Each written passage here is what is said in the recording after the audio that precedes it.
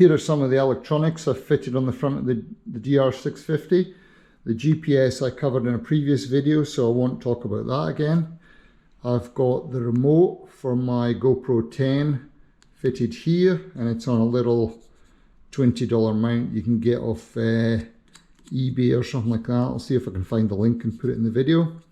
I've got the quad lock mount for my phone, and I changed the blue out for a white for some reason. I've also got the USB connector rather than the powered connector, and I've also got it on the vibration dampener as well, just to protect the phone, because there are some reports of phones getting, the cameras getting damaged by vibration. So I've just gotten the vibration mount.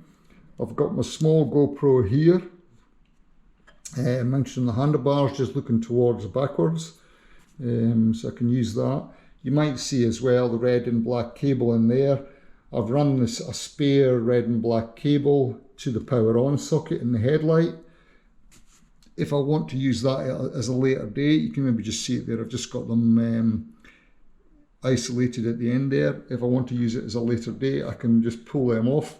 The GPS is wired under the seat to the power on under the seat, so I don't need that. And that's it.